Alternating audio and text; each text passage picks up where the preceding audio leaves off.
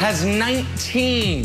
What you're watching is the greatest start to what will end up being the greatest career ever played in the NFL, Jen.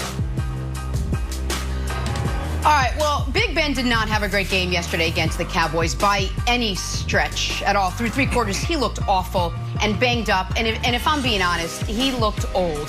So how did the Steelers come back and beat the Cowboys yesterday? 1, Minkah Fitzpatrick was just a beast because he has been all season long. And 2, Ben Roethlisberger all but willed this team to win. His 4th quarter, 11 of 16, 144 yards, 2 touchdowns, 136 passer rating. This is a game the Steelers lose years ago under Mike Tomlin. Not this Steelers team, not this year, not with this quarterback, as this team now sits at 8-0. So Steelers won a game they almost lost, unlike the Seahawks, who lost a game they should have won.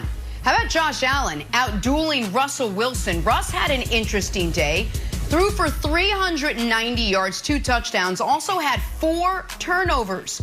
And that terrible Seattle defense continues to be terrible, very consistent, giving up 415 pass yards, 4 total touchdowns to Allen. Bills get the win. So, Brandon, let me ask you, bigger story here, Russ turning it over 4 times or Josh Allen torching that Seattle defense? You got to go with Russell Wilson, his struggles. I mean, you go back to the Arizona game, you can say he had a really good game outside of 3 plays.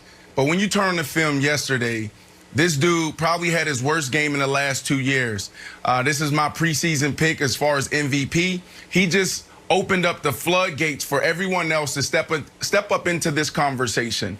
Now, when you look at what he did yesterday, the interceptions, turning the ball over, those are things that got him to this point of being in the MVP discussion, leading this whole discussion. But those are things that usually go the other way. Step up in the pocket, trying to make something happen, ball security, but then getting stripped. Or the interception in the end zone, this one right here, trying to do too much. That's all on him. But the thing that stood out the most for me was him in pass protection. Like, that's on him. I've never been around a quarterback that's been more involved in the passing protection than any other quarterback. Like, Russell Wilson was hit 11 times. He had guys just running free. And to me, that's all on him, starting with Shoddy, but all on him as well, because he's out there setting the protection, pointing out the mic. So he didn't even get an opportunity to get in a rhythm because of not setting the protection right. So I don't know what's going on in Seattle right now. I'm hoping that this is just one bad game, and Russell Wilson will get this team back on track, Nick. Well, I think I might know what's going on in Seattle, and Kevin Wildes was earlier on it than anybody. 3 weeks ago, he said the Seahawks are a sneakerhead missing a sneaker. This is a team that does one thing extraordinarily well, move the football through the air, and they're mediocre to awful at everything else. And which means when your quarterback doesn't play well, and he didn't play well yesterday, he didn't play well 2 games before against Arizona, you're not going to be able to win. And so I'm going to give a very rare 48-hour and 10-minute tease. But Wednesday, 8 a.m. sharp, we're going to have some major upheaval in the Nick Wright tiers. The committee was on the phone with me last night already, given how Tampa looked and given how Seattle looked.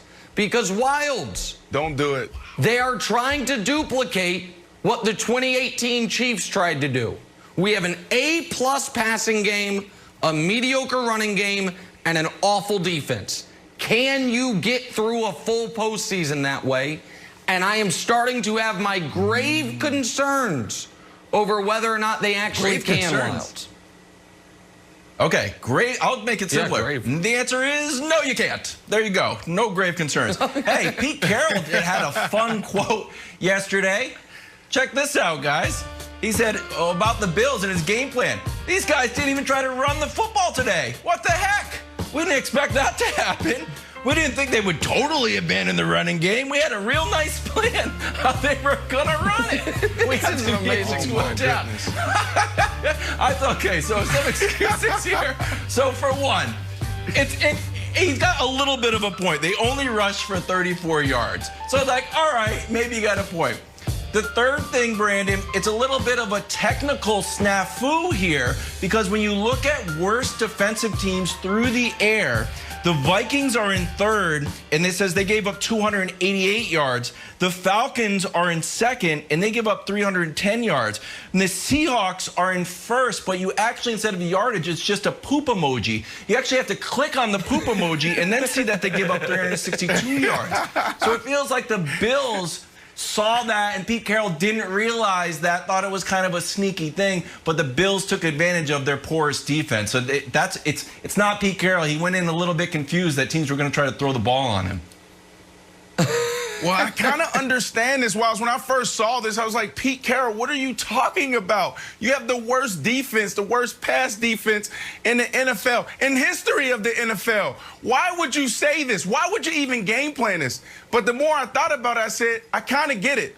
Well, you can't do everything great, so let's pick one thing. So they picked the run. And this was a great week to pick stopping the run because you got Josh Allen. Look at Josh Allen the last 4 weeks. He hasn't been able to throw an outcut, a 5-yard outcut. He's been throwing wobblers and ducks. So it kind of makes sense if you think about it. It's like, okay, if we stop the run, let's let this guy beat us, Josh Allen, who's shown to regress the last couple weeks.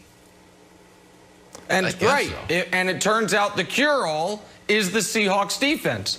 But I want to talk about the other element of this game. So I've got an interesting list of quarterbacks. And Wilds, just quickly, see if you can guess what these guys have in common. This is hard, by the way, so don't feel bad if you get it wrong. Carson Wentz, Kirk Cousins, Daniel Jones. What do you think those three quarterbacks have in common, Wilds? I would say Carson, something about turnovers. What is turnovers? Yeah, you're on the right track. Those are the only three quarterbacks in the NFL with more interceptions than Russell Wilson. And so what does that mean, America? What that means is, as Brandon alluded to at the beginning, it's not only that the MVP conversation is wide open. It's that the MVP has a clear and obvious favorite at this point. And it is not Russell Wilson. Aaron Rodgers. And it is not Thomas Edward Patrick Brady. And it is not, as good as he's been, Aaron Rodgers. It is, unfortunately for everyone aside from me, it is Patrick Mahomes. There is no argument Russell Wilson's been better. There is no argument his team has been better. And now, Russell Wilson, it felt like the entire media was sending Russell Wilson flowers and apologies for never voting for giving him one single solitary MVP vote. Well, Brandon, I knew you would unless go here. things change drastically, unless they change drastically, 2020 is going to be like every other year in NFL history, which is a year that ends with Russell Wilson, as great as he is, receiving 0 MVP votes because Mahomes and Rodgers have clearly separated themselves from the pack. Hey, see, look, I knew you would go here, so I did a little light research. Go back to 2018 when your boy Patrick Mahomes won the MVP. He threw 50 touchdowns, and he also had 12 interceptions. So we're halfway through this year. Another half to go. Russell Wilson's still on track to mimic what Patrick Mahomes did. If he can get back on track, which he easily can, because Russell Wilson is not a trendy player. He's not up and down. He doesn't go with the ebbs and flows. He is a guy that can ball week in and week out. So if he gets back on when he gets back on track, I should say, he will be right back there where he needs to be. Patrick Mahomes is not the clear-cut MVP right now. It's still Russell Wilson. He just opened up the floodgates for us to have these discussions. Wilds, I've got a bonus. He's still on track. Oh, he's still on track. I had a bonus trivia.